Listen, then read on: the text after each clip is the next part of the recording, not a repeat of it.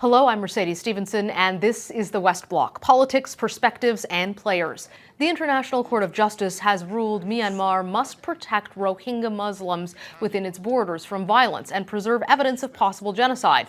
The UN's top court ruling comes as hundreds of thousands of Rohingya wait for help, living in refugee camps in neighboring Bangladesh. Myanmar's leader Aung San Suu Kyi has defended the country against charges of genocide. Fareed Khan is with the Rohingya Human Rights Network. Fareed, thank you for joining us. Thank you for having me. What does this court ruling say? Is it a victory? It's the start of a victory, and it's the first sliver of justice that the Rohingya have seen. The fact that the decision was a unanimous ruling is huge. And the fact that in their ruling, the judges cited 4 of the 5 provisions under the Genocide Convention that constitute genocide is really major. It says basically, to start with, that genocide is a term that can be used with respect to what Myanmar did, and it's a total repudiation of Aung San Suu Kyi and the Myanmar government, who tried to say that no, this was not genocide. Does this change anything for Rohingya who are actually on the ground? Does it trigger a domino effect that will make a difference, or is it a symbolic gesture, an important one, but one where you don't expect there to be an immediate or a real consequence? Well, that's a difficult question to answer. The fact is the ICJ ruling is supposed to be binding. However, if a state decides, no, we're not going to abide by the ruling, then that leaves it up to the international community to then say, well, what are we going to do? Because if you have nations who are state parties to the convention saying that we're not going to abide by the court's decisions, then you basically have a breakdown of the international rule of law. With respect to Rohingya on the ground, obviously in the camps, it's being received well in Bangladesh. For the people in Myanmar who are living, about 140,000 of them in concentration camps, and the other 300,000 who are living in very precarious conditions, it remains to be seen, because we haven't seen what the response from the Myanmar government is yet.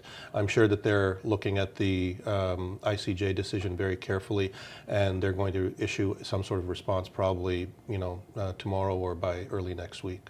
What does this ruling specifically require the government to do to try to protect the Rohingya? Okay, well, if you don't mind, I'm just going to read from some notes here. One of the statements made was that Myanmar had caused irreparable damage to the rights of the Rohingya. So that basically says that what the government has done has destroyed their human rights. It also found that there was a condition of urgency that had to be met in this case.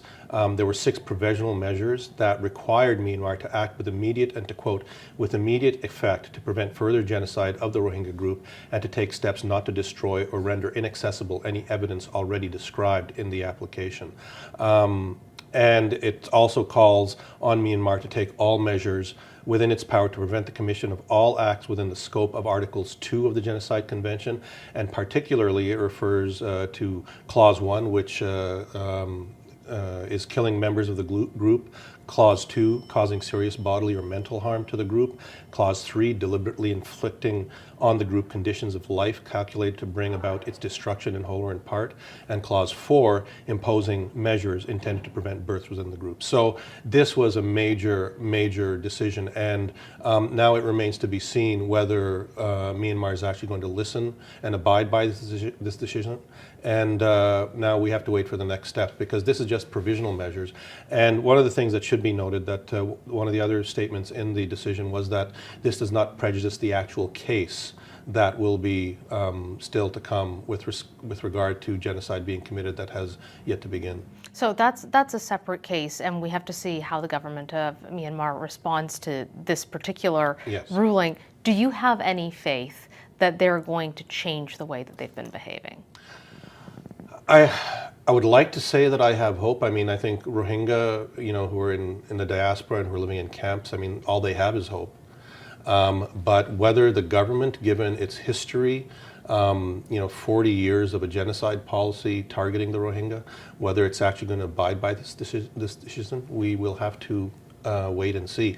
And if it doesn't, then that leaves it up to countries like Canada and others who, say that they're defenders of the international rule of law and our rules of law nation, then to say, well, are we going to do anything? Well, and I found it really interesting that Gambia was the country that brought the charges in this case. It wasn't Canada, it wasn't the United States. Yeah. Where is the Canadian government on this file in terms of not just what they're saying, but what they're doing? Because I know we talked about a year ago about some of the expectations that you had for the government, things you thought they should be doing. Where are they at in terms of actually taking action here, other than the statements and the words? Well, the only action that Canada has taken in any meaningful way has been on the humanitarian aid front, which is actually huge. $300 million over 3 years is a substantial amount of money. But on the legal front, with respect to actually filing the genocide case, we had called on the Canadian government to file the genocide case on behalf of the Rohingya, especially after Parliament recognized unanimously in 2 motions that genocide was being committed. And we've pretty much been given the cold shoulder.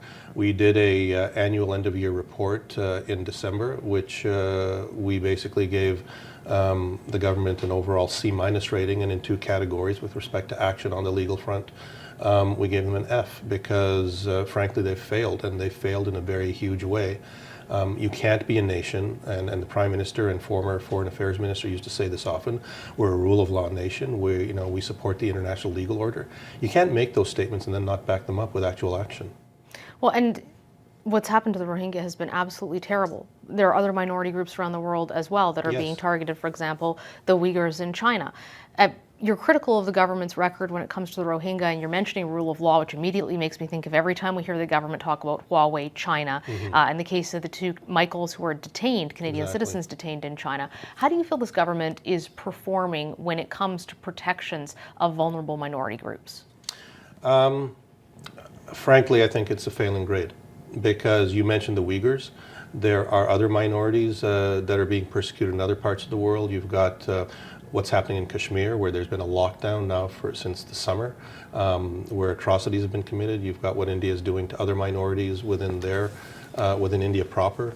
There's other minorities being affected, and Canada, if it wants to be seen as this nation that upholds the rule of law, actually has to take action. It has to put action behind those words. And we saw a decade in the 2010s of atrocities committed in different parts of the world, but the nations that are supposed to be the rule of law nations, the Canadian allies, the Western democracies, seem to have washed their hands of their responsibility. They were the ones that established the international legal order after World War II.